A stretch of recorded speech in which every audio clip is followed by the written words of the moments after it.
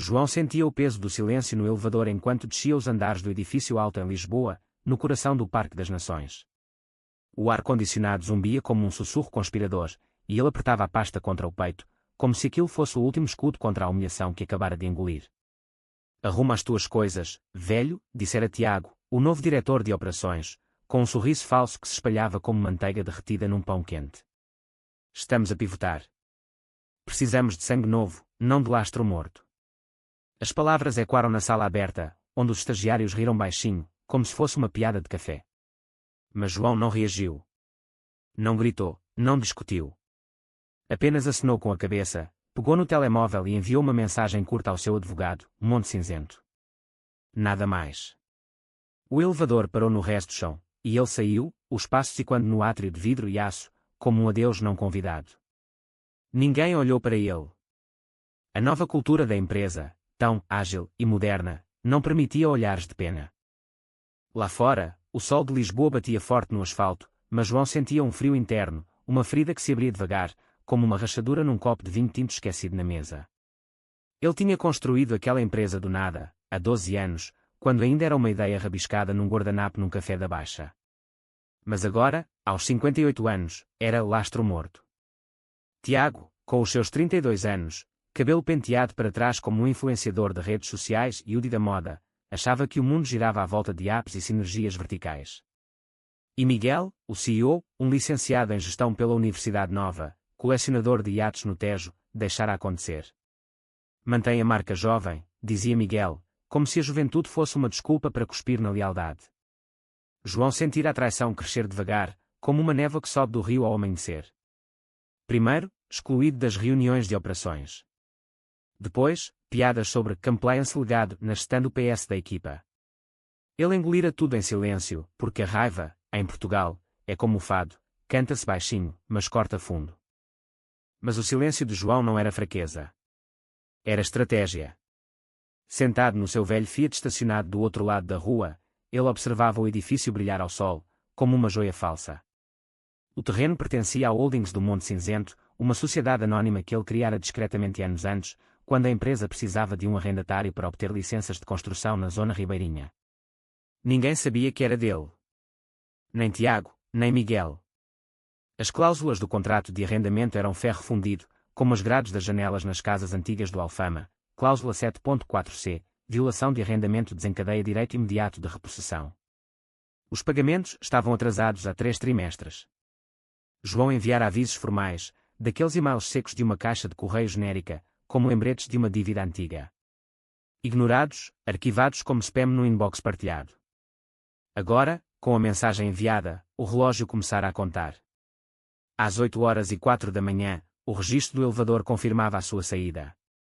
Às 8h17, o advogado apresentava a moção de emergência no Tribunal de Lisboa. Às 8h26, estava na secretária do juiz. Em Portugal, a burocracia move-se devagar como o trânsito na ponte 25 de Abril, mas quando se tem a papelada certa, acelera como um carro de Fórmula 1. Dentro do edifício, a equipa celebrava o novo trimestre. Tiago pavoneava-se pelo open space, apontando para os ecrãs gigantes e as máquinas de café expresso, como se fosse o rei de um castelo moderno. Vibes de Silicon Valley, mas com pastéis de nata, brincava ele, erguendo um copo de espumante. Miguel seguia atrás, acenando como um pai orgulhoso. Os novos contratados aplaudiam, olhos brilhantes de ambição. Ninguém notava a rachadura no chão, literal e figurativa. João, do carro, via tudo através do para-brisas. Não sentia raiva explosiva, mas uma dor surda, como a saudade que aperta o peito num dia de chuva. Traído por aqueles que vira crescer, como filhos ingratos. Ele gostara de Tiago, no início. Via nele a fome que tivera aos 20 anos, quando emigrara do Porto para Lisboa em busca de oportunidades. Mas a arrogância tem um prazo de validade, e o de João expirara. Às 9h em ponto, o PDF chegou ao telemóvel de João, Ordem Judicial 22, 1911. Evicção imediata por violação de contrato. Ele respondeu com um sim seco. Não precisava de explicações. O advogado já preparara tudo há 6 meses, quando o primeiro pagamento atrasara e o instinto de João gritara como um galo ao amanhecer. Os oficiais da PSP chegaram às 9h45, 2 carros patrulha estacionando calmamente na entrada. Luzes apagadas, movimentos precisos. Tiago viu-os pela janela e riu, devem ser escolta para o nosso almoço com investidores. Mas Miguel franziu a testa, um pressentimento como uma nuvem escura sobre o Atlântico. Os oficiais entraram, botas e quando no átrio. Onde está o gestor de instalações? Perguntou o chefe, voz firme como um decreto real. Tiago avançou, copo ainda na mão. Sou eu. O que se passa? O oficial ergueu o documento, executamos uma ordem de evicção. Têm 3 minutos para abrir a sala de servidores e os escritórios principais. Depois, mudamos as fechaduras. O silêncio caiu como uma cortina pesada. O riso evaporou-se, substituído por murmúrios confusos. Tiago inchou o peito. Isto é uma empresa de tech. Deve haver um erro. Mas o oficial não piscou. O edifício, os servidores, tudo. Repossessão de terreno e estruturas. O pânico espalhou-se como um incêndio florestal no verão alentejano. Telemóveis acenderam-se, chamadas para Miguel, para advogados. Um estagiário empalideceu, como se visse um fantasma. João observava do carro, o coração batendo devagar, mas forte. Não era vingança cega, era justiça poética, como um fado que termina com uma nota aguda. A traição custava caro, e o preço era o silêncio que agora o sufocava. Às 10h04, o telemóvel de João tocou. Miguel, voz trêmula como folhas ao vento. João, por que é que a polícia está a selar os nossos escritórios? Estão armados na sala de servidores. Isto é loucura. Tem de ser um erro. João respondeu calmamente, como se falasse de tempo. Não é erro, Miguel. Violaste 3 termos do arrendamento que elaborei. O terreno é da Holdings do Monte Cinzento. Silêncio do outro lado, como o vazio após uma onda no guincho. Tu. Escreveste o contrato. És o dono. Sim. E acabaste de ser expulso da minha propriedade. Miguel engoliu em seco, porque não disseste nada. Porque nunca foi sobre mim. Querias sangue novo. Isto é o que uma transfusão parece. Uma porta bateu do outro lado, caos ao fundo. Preciso de falar contigo.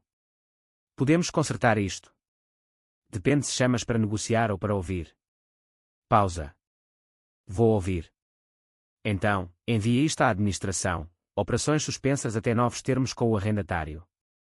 Os contactos estão no pacote de evicção. Pelo vidro, João viu os oficiais escoltarem os últimos funcionários para fora. O edifício ficou quieto, respirando aliviado. Pela primeira vez em anos, João também.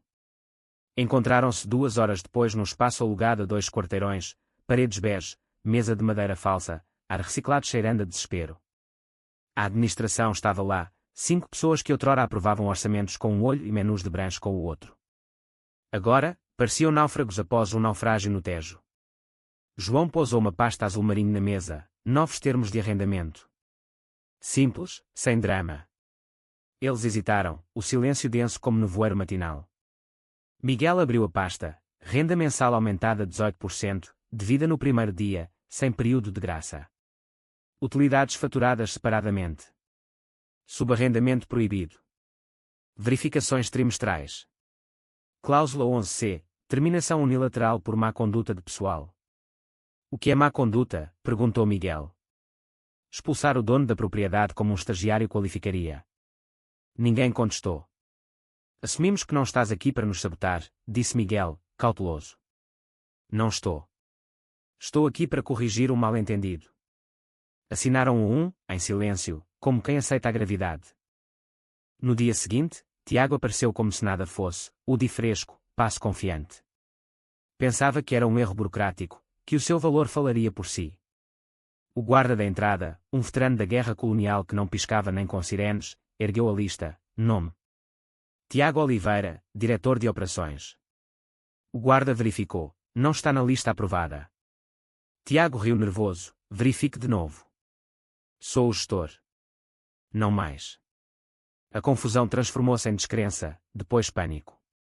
Eu ajudei a construir isto. Tenho uma equipa lá dentro. O guarda impassível, contacta a administração. A propriedade está sob novos termos.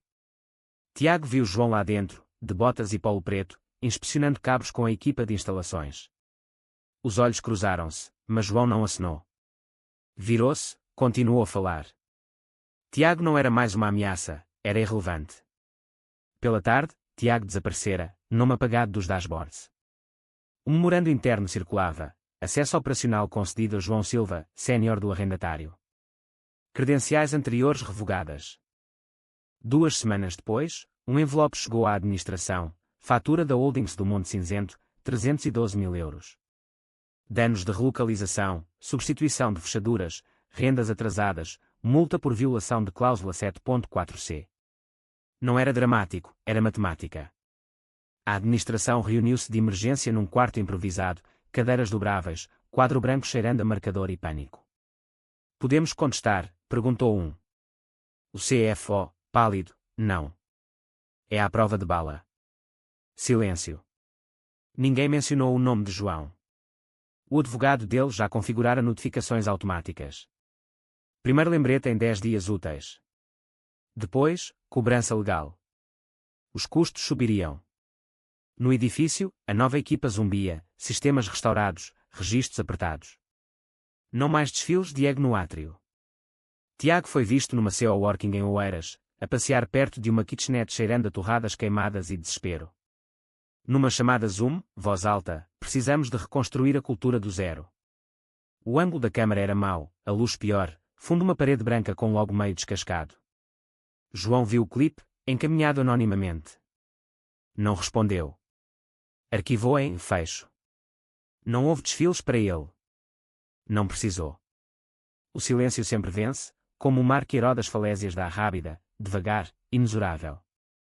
A traição custara caro, e o preço era a solidão que agora os envolvia a todos.